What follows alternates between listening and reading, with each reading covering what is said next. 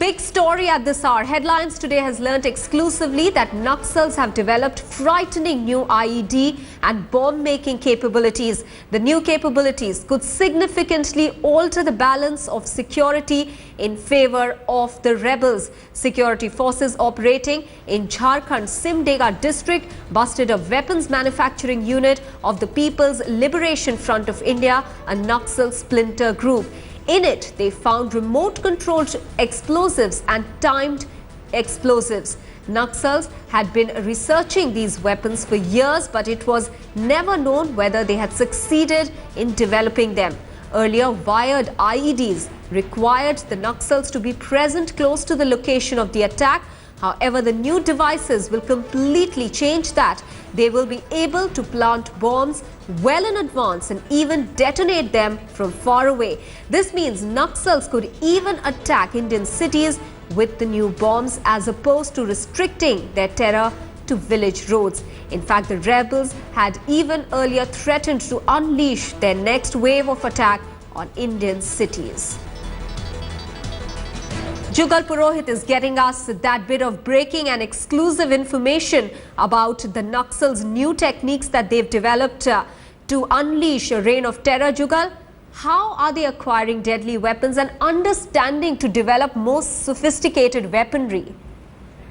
Well, Maha, what we understand is that for a very long time, especially it appeared in the literature of the Maoists that they wanted to develop capabilities which would enable them to actually launch their operation even in the urban settings. Now, what this accidental discovery of this manufacturing unit of a splinter group of the Maoists in Jharkhand Simdega district has revealed that this research has somewhere materialized into the Maoists actually being able to manufacture and produce remote-controlled IEDs as well as timer devices. What essentially it means is that till now, every time the Maoists targeted the security forces, they would have to personally remain present on the ground, which would largely take place in rural settings. But now, with the remote control devices and with the timer devices, it essentially shows that they now have a wire-free approach. And according to what I have gathered after speaking to some of the officials and the personnel posted in these areas, is that they've actually started implementing it in urban settings out there, which means that the metro cities may not be too far away.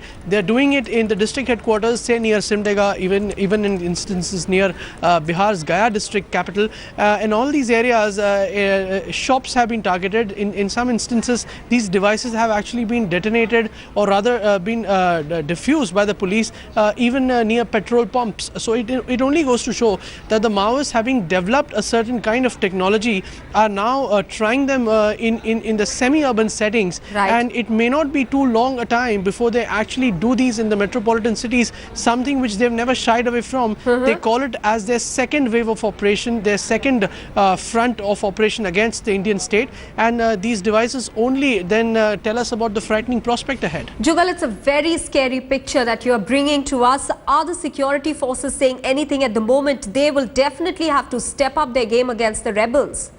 Well, there's no doubt about that, Maha. In fact, if we see off late, there have been more operations launched even in the state of Chhattisgarh and Jharkhand, where they are believed to be in their strongest positions known. There are multiple operations which have been launched, but the fact remains that given the extent of the area, there perhaps will never be enough numbers unless the center actually enables a surge of the security forces. So all of these measures will have to be undertaken. Their intensification of their patrol operations will have to be undertaken. But the fact remains that these devices and their discovery only go to show that there is a lot of work which the Home Ministry and the security forces as well as the state organizations need to do. And unfortunately, in some states, like for example Bihar and Odisha, the participation from the state's side has not been as good as perhaps in Chhattisgarh and Jharkhand. So it only goes to show that it's high time that the states actually coagulate, coordinate and come together on this front, because